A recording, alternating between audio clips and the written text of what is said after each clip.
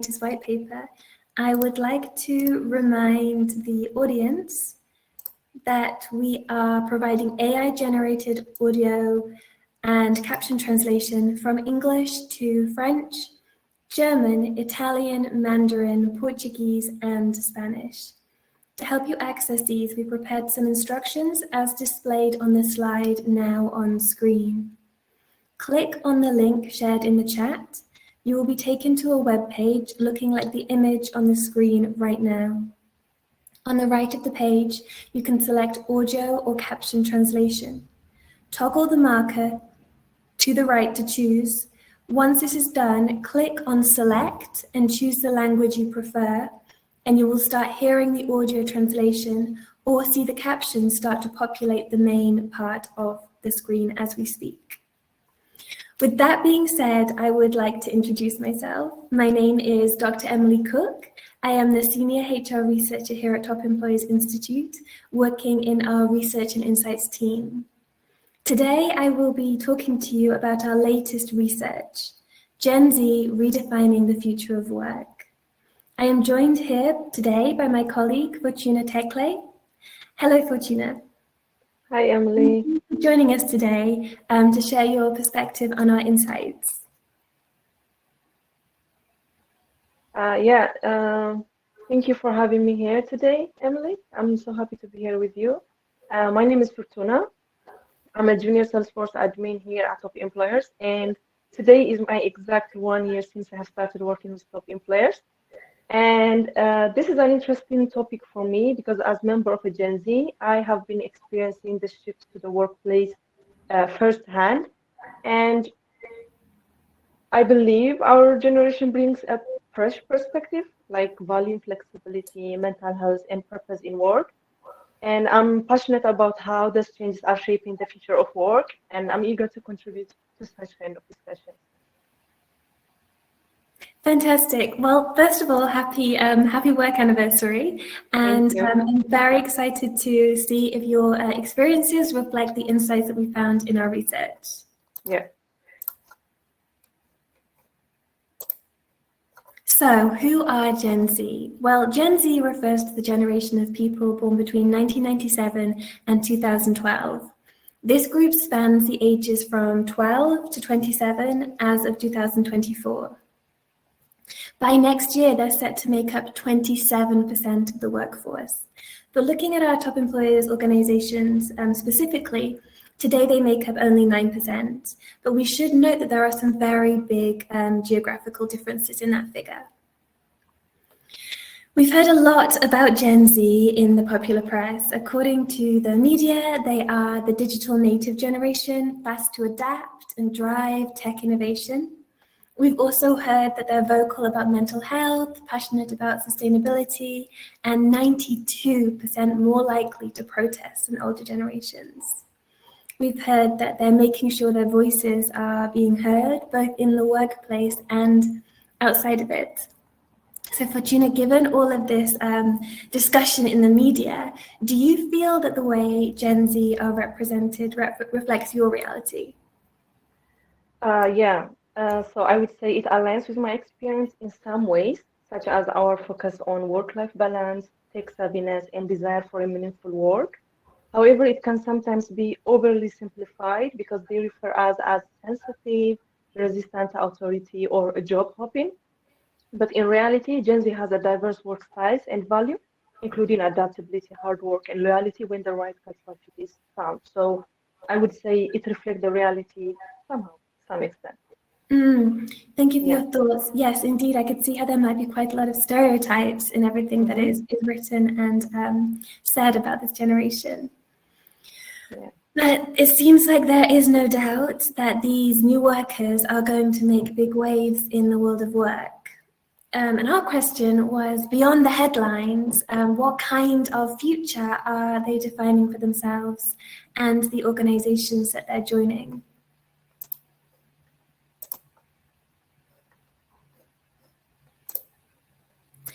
At Top Employers Institute, we set out to answer that question. Through a large-scale survey of 1,700 people aged 18 to 27 across 9 countries and 4 continents, we learned about Gen Z in their own words. We combined these insights with our learnings from 2,300 global top employers to understand whether businesses are ready for an influx of new Gen Z talent in the future. In today's session, we're going to share with you what we've learned. We will cover 5 key expectations Gen Z are bringing to the workplace. Steady steps, stronger success. Your wellness, your way. Connect and thrive. Leading with empathy. And finally, ethical AI.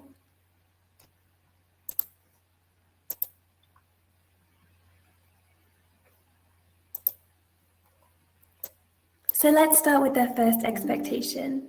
Steady steps, stronger success. Gen Z are searching for opportunities to build solid foundations. They're motivated and excited to enter the world of work, but determined to reshape it in their own image. They're ready to work hard, but resolute to spend their time and energy on things that matter. In our research, we found that 77% believe that if they work hard, they will earn enough to live a comfortable life and enjoy a meaningful career. But a greater percentage, 80%, want their organizations to help them upskill in order to achieve these goals. Something that really jumped out to us was the variety that they are demanding. 67% want their career to span different countries, and an even higher number, 70%, hope to experience different organizations across the span of their work lives. Now, Fortuna, I think perhaps you are a typical Gen Z in this regard. I know that you have actually already worked in multiple continents, not even multiple countries, and on top of that, you've worked in multiple industries. As a member of this generation, why were you motivated to make so many changes? And perhaps even more importantly, how does this breadth of experience make you a better employee in your current role? Yeah. So as a member of Gen Z, I've always been motivated by curiosity and desire to grow both personally and also professionally. And working across different continents and the industries have given me the chance to experience new cultures, diverse working environments, and also varied ways of thinking. And this experience, this exposure, it has made me more adaptable and open-minded. I have learned to approach challenges from a different perspective, which helps me in problem solving more creatively. Um, Above all, I would say it has also strengthened my ability to work with diverse teams, understand a global perspective, and also navigate change, which are the key skills in today's fast evolving environment and workplace. Thank you. Yes, I think that desire for growth is a theme we saw coming up again and again as we were conducting the research for this white paper. Yeah. So it's very interesting to hear that it also reflects your reality. Yeah.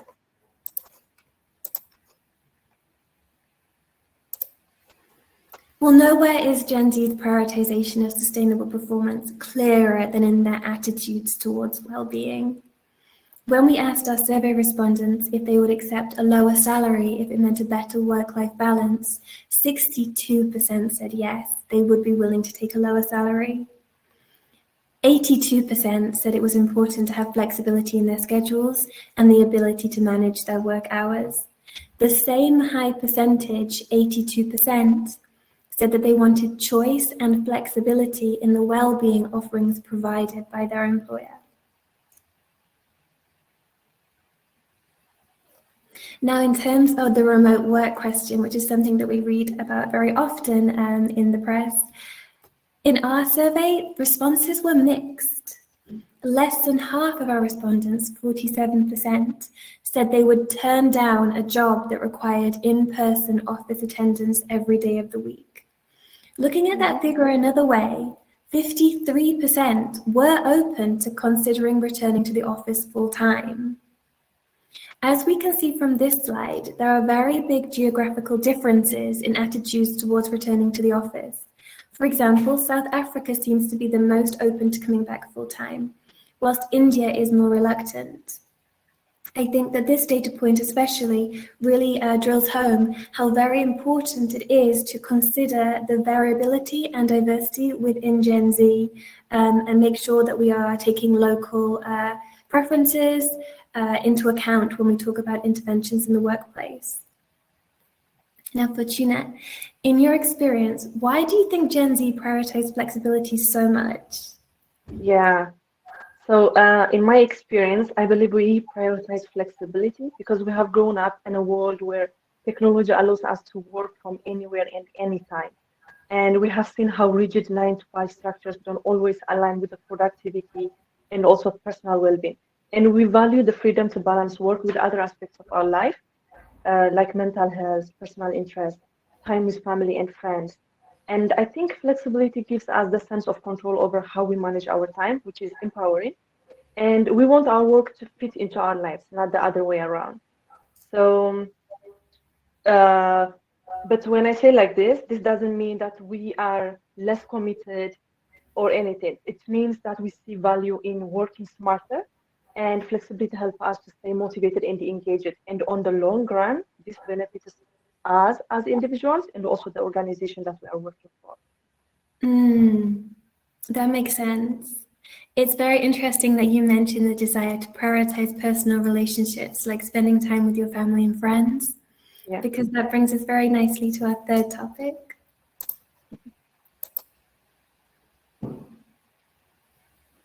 So the third expectation Gen Z are bringing to organizations is the expectation that work will be a place where they can connect and thrive. Gen Z are sometimes thought of as a lonely generation. There's a lot of research showing that individuals in this age bracket can feel very lonely. Previous research shows that 19% of this generation feels lonely some or all of the time. This is higher than any other age bracket. Even if we compare the earlier generations when they were the age that Gen Z currently are now, Gen Z still show up as being the loneliest generation. For Gen Z, the workplace is an opportunity to enjoy human contact. They want their workplaces to be somewhere that they can meet other people, that they can socialize, that they can build friendships. When we asked our respondents if they expect to find social connections through their work, 78% said yes. 75% wanted to have fun at work. And when we asked this group of individuals what kind of culture they preferred in their workplaces, collaborative and team-oriented was by far the most common response. Now, we know from our work with 2,303 global top employers that those organizations that are successfully attracting Gen Z talent are leveraging their focus on community. Organizations with above average Gen Z representation were far more likely to have HR practices in place, like employee referral programs and talent sharing networks.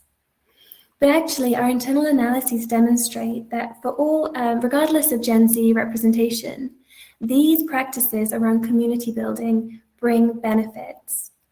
For example, helping new employees build networks is linked to statistically higher levels of internal promotion and also higher levels of employee engagement. Fortuna, I think the workplace culture is so important for so many different reasons.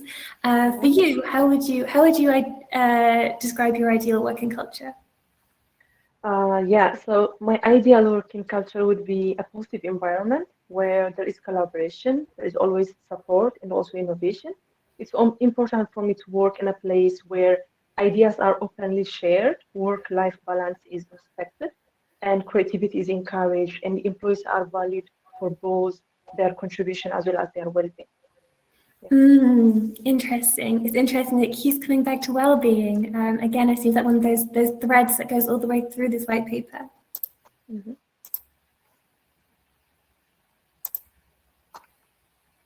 Now, coming on to our fourth topic, leading with empathy.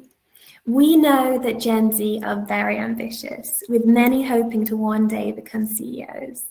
But until Gen Z are ready to take on leadership roles, they are actively looking for the right leaders to follow. When we asked this group of individuals what kind of leaders they want to work for, they chose emotional intelligence as the most important quality. For Gen Z, the main part of being a leader is motivating and inspiring others. We can see from this chart that half said showing empathy and care is critical, and a similar amount said managing emotions and social interactions is what they look for in a leader.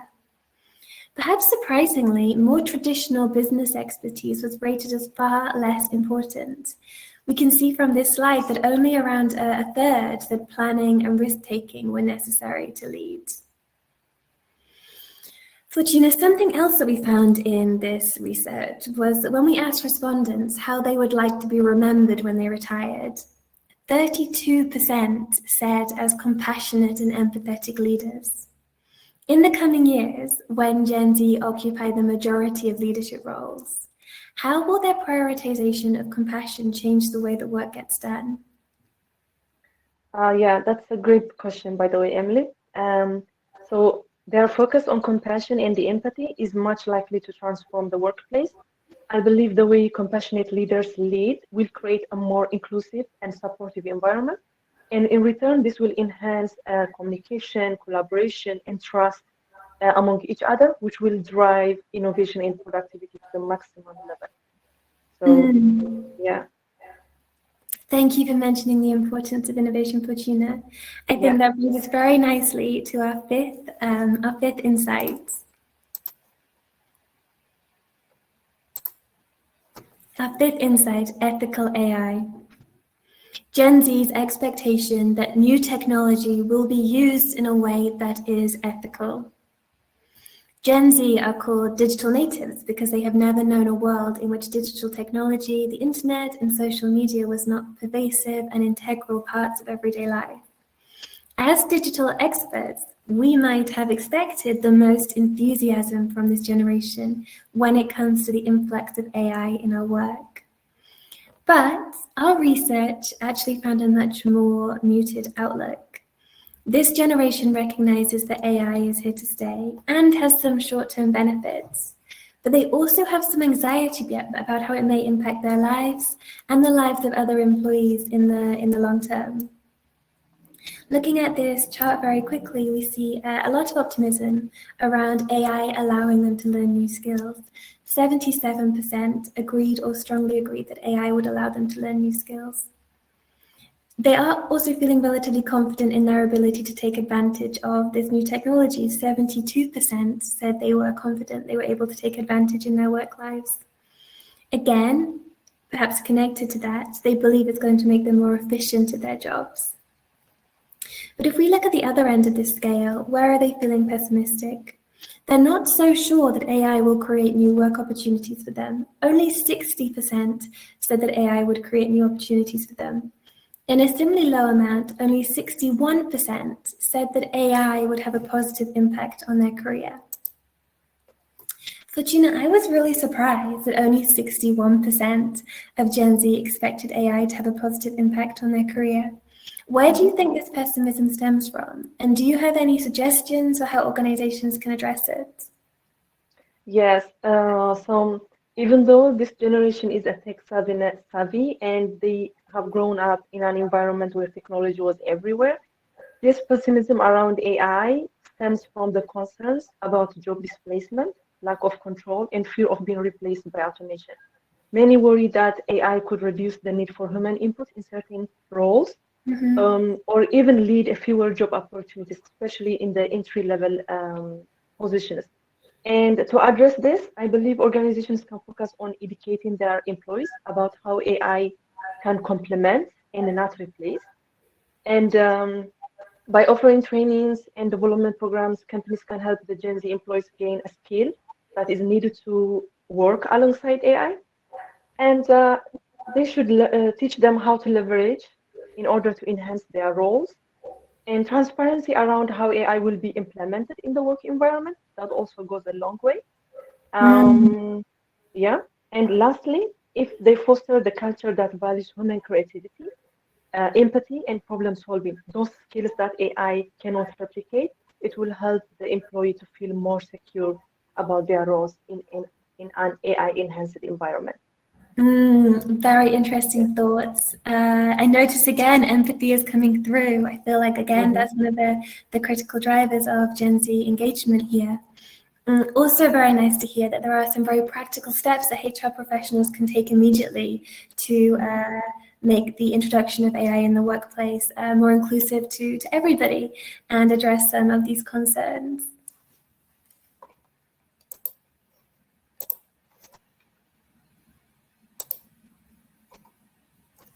So thank you so much for your time and attention today.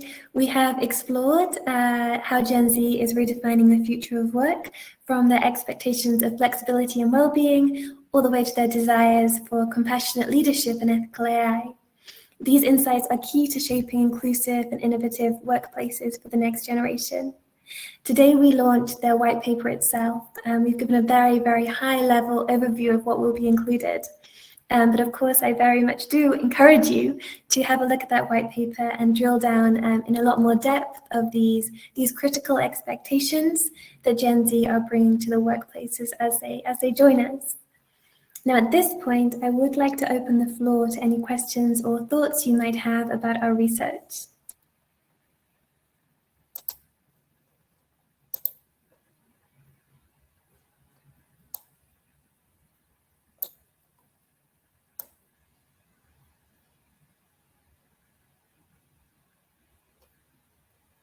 I see a lot of discussions here about the differences between the countries, and I think that is a very, very important point. I think that so much that we read about Gen Z can be localized, can be driven by the expectations of Gen Z in only a couple of countries, especially the US and the UK. But what we noticed in our research is that the countries are actually very diverse. It really is a matter of working out what works for your local geography, what works for your organizational culture, making sure that that balance is right, the balance is done well. Will the full report and data be shared? Absolutely, the full report will be shared, and I would encourage you to look through, because the majority of the data is indeed shared within the context of the report.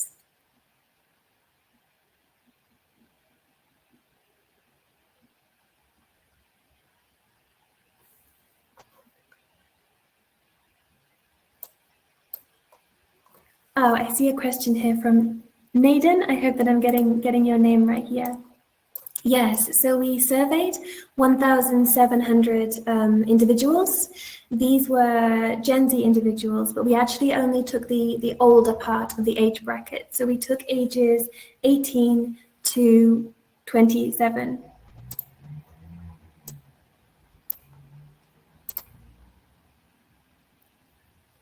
Do you have any data for the Middle East? Unfortunately not. We didn't actually survey every single country. We surveyed the countries that our top employers are most represented in. But I think that again is a very, very important point, that again, the Middle East, I'm sure if you would have surveyed them, some of these global trends would have come through, but again, there would have again been localized insights.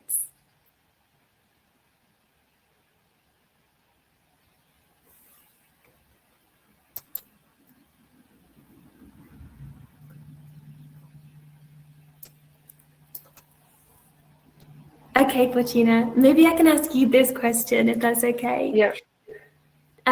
Teresa has asked us, how does the Gen Z willingness to work in the office every day of the week differ from other generations? I suppose my question to you is, do you feel like you have a different perspective to perhaps your older colleagues? Yes, yes. So I think it is the way we grew up, because as we said before, the Gen Z members, they grew up starting from young age, been around technology so all the time. And I believe they know what facilities or what things technology can facilitate for them.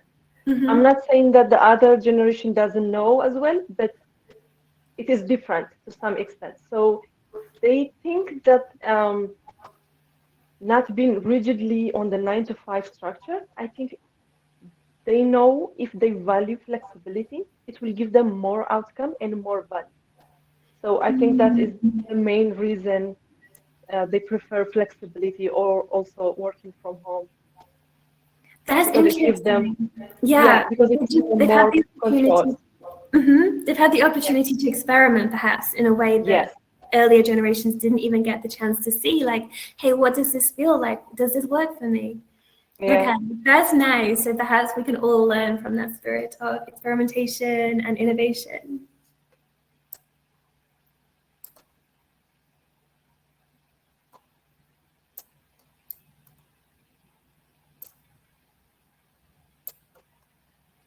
Okay, so a great question here from Pierre Olivia. What sorts of benefits/well-being activities do Gen Z expect from their employer? So perhaps I can comment on the research, and Fortuna, I'd be really interested to hear if that reflects your experiences too. What we find from the research is that it's not about the specific benefits. What Gen Z want is options. So where we see really fantastic employee engagement, really fantastic retention, is in organizations that give flexibility, that prioritize employee listening, that prioritize giving employees what they want when they want it. So even within the context of Gen Z, there is no one right answer. Even this one generation is incredibly diverse in their life stages, in what they prioritize, in their personal lives. Then, of course, if we expand that to every single generation, the full workforce, that diversity just multiplies. So our recommendations to organizations is not to try to get the one right answer, but rather to build flexibility into your offerings. Yeah. I wonder, Fortuna, as Gen Z, perhaps there is one right answer. What do you think? No, there is no like one answer to represent the all Gen Z members.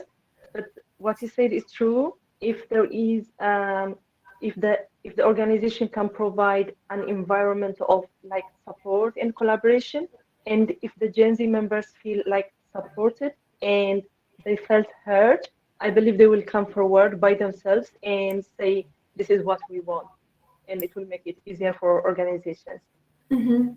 All about listening, all about having that dialogue, I think. Yes, yes. Okay, so I love this question, and I'm not actually sure, I think it maybe is anonymous, but I love this question. How do you correlate the fact of Gen Z wanting to have flexibility in working from home with the fact of also wanting to build relationships? I think that this is a very interesting question because I think it keeps coming down to how we build relationships, how we build community, and what does that look like in this new way of working, of remote, of perhaps moving between different countries, moving between different organizations that Gen Z are introducing. A very interesting question. I'm not sure that I have exactly the right answer. I can hand this over to you, Fortuna. Do you have any thoughts here? That's a good question, but Fantastic. I wouldn't say, yeah, but I wouldn't say that. So when we go to the work environment, we are not only going there just to build a relationship. Like there are a lot of things that we're looking for there. And let's say the rigid 9 to 5 structure, it is it is giving us more time to build relationship with our colleagues and others, but it is also taking a lot of time. Uh, yeah, a lot of time. So I would say the flexibility and also wanting to build a relationship, they kind of, yeah, I think they kind of overlap. Yeah. Yeah, and they are looking to build a relationship on those flexible or short times that they are in the office or in the working area. Yeah, it doesn't have to be like the whole day. Yeah, I hear that. Like, Yeah, it's not necessarily about the amount of time you're spending, but it's the quality yeah, of the time. yes, So yes, perhaps like once a week to have like a really great time to have lunch together, to really engage yes, yes, meaningfully is yeah, perhaps better than every single day you sit next to somebody. yeah. That's a great way to put it. Yeah.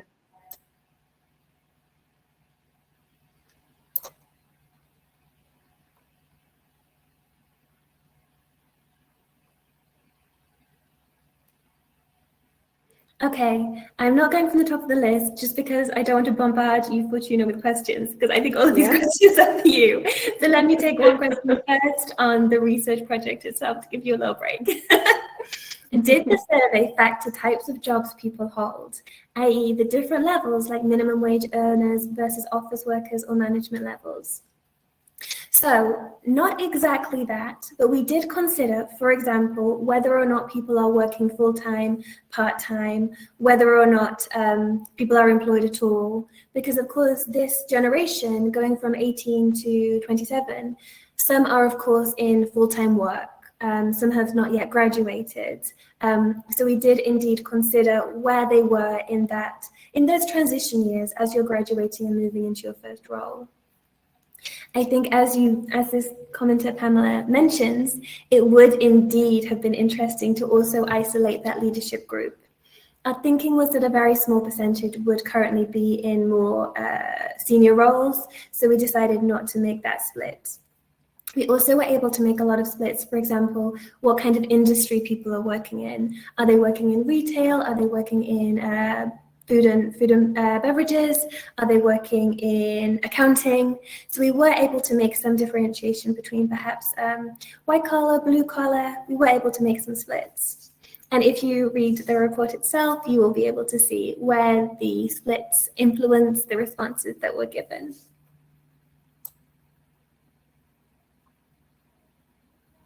There is this question here, Emily, and I think we have touched it on the topic. And it says, would Gen Z prefer to earn more money but have a worse work-life balance, or prefer to earn less money but have a better work-life balance?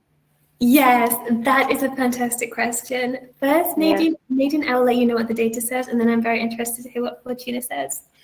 So our respondents said that they, just by a very, very small, a small majority, said that they would prefer to earn, that they would take a salary cut if they were able to have a better work-life balance. Mm-hmm. So just but it was sort of split. I think the exact figure was about 60%, which for me was surprising given that they are relatively early in their careers. But indeed, Gen Z are more likely to say that they are willing to consider taking that cut. Yeah. Fortuna, perhaps I would like to gather your thoughts here. Yes. Yeah. So this generation, they value more on how the work fits into their life, and it's not like a priority for them to. Money is not like the priority. They are they want flexibility, and also they value more like personal time, mental wellness, and also friendship, and those times more than money. So yeah, I say they would go for the less money but more flexibility. Yeah, I just double-checked the figures, and indeed 62% of our respondents said that they would take less salary for a better work-life balance. Yeah.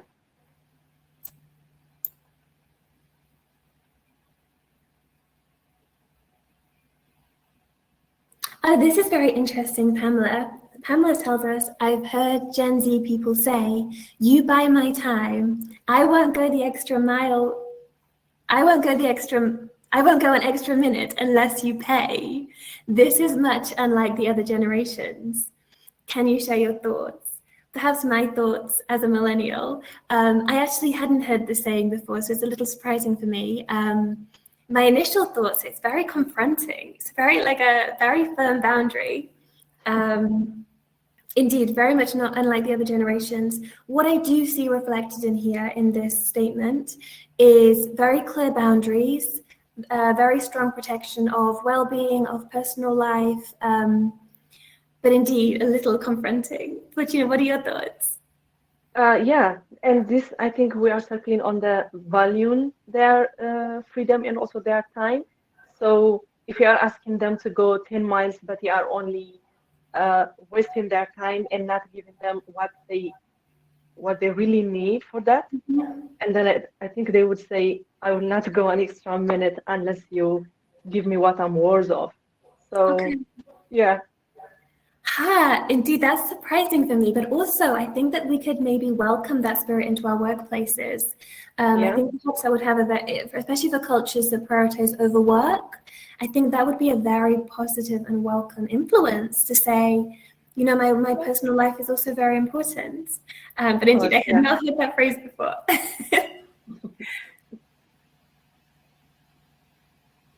Okay, Fortuna, this is definitely a question for you.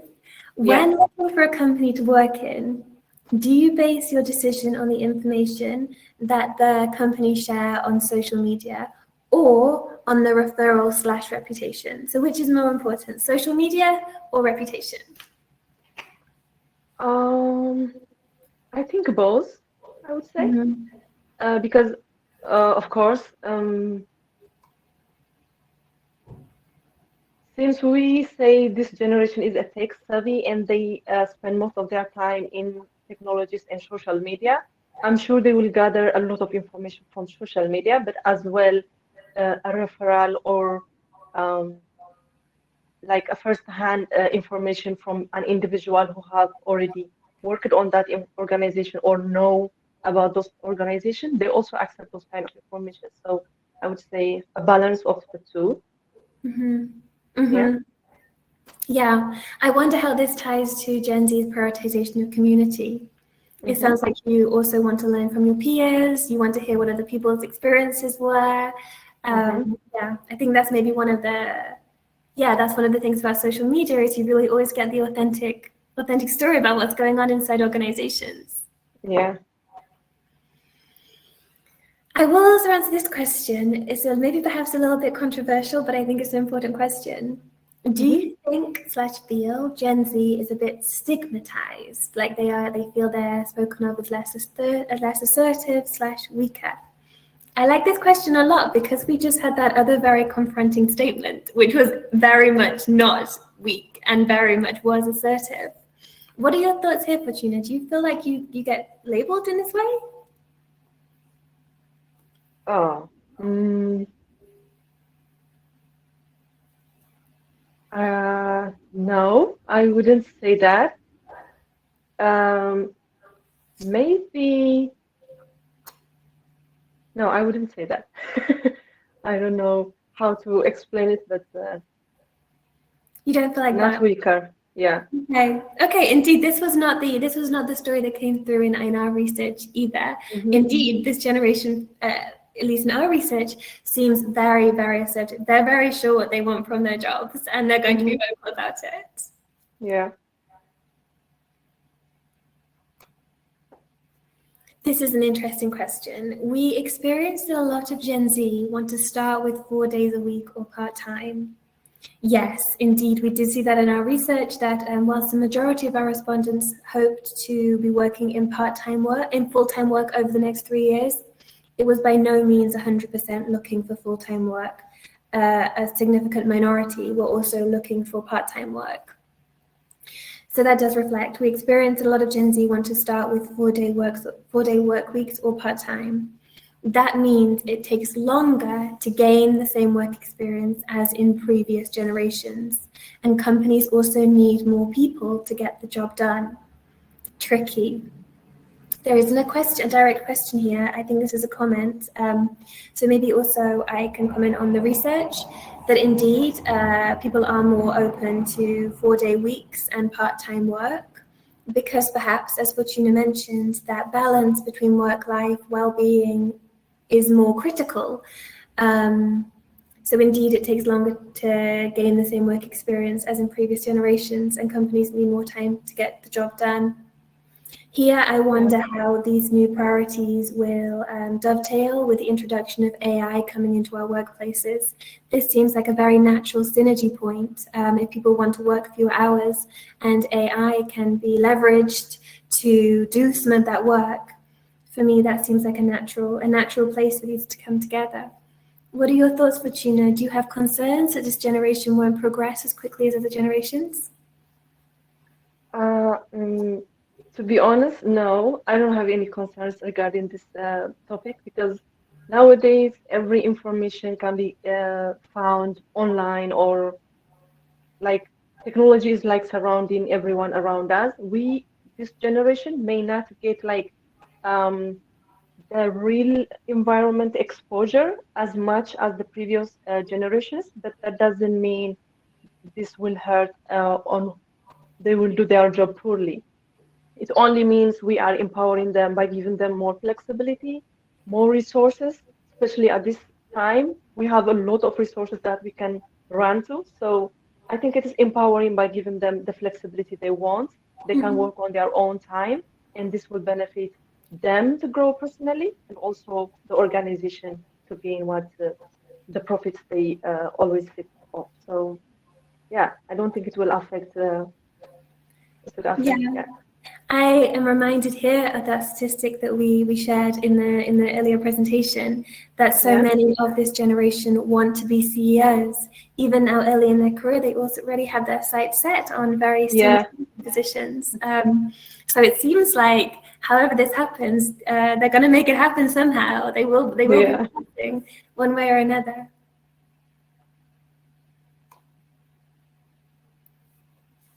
Here is one more question. I think perhaps we have time for one more question. How do Gen Z adapt or manage the gap with older generations at work? For example, those from Gen X and older.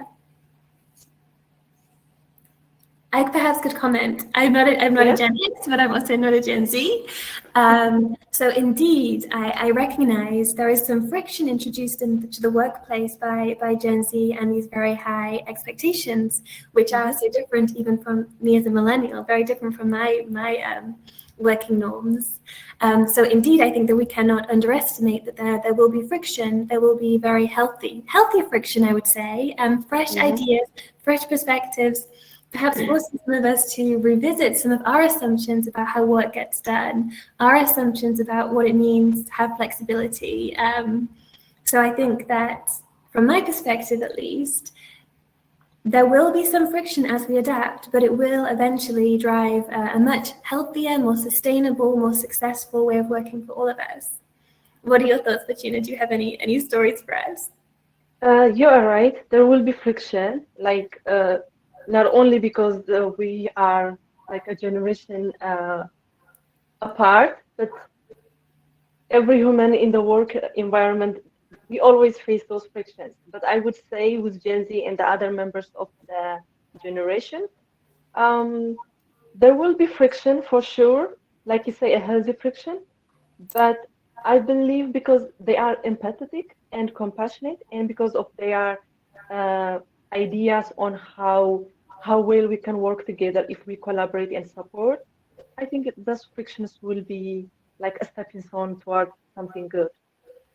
Yeah. Fantastic. I think that's a really nice thought to end in. Yeah.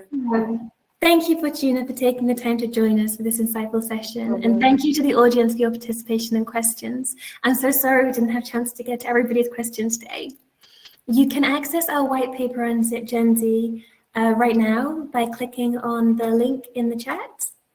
And please do look out for an email from us with a link to the recording, as well as to a very short survey to share your feedback on today's session and help us improve future events. We are also sharing the survey link in the chat right now if you have 2 more minutes for us today. Thank you, and see you soon for more content for a better world of work.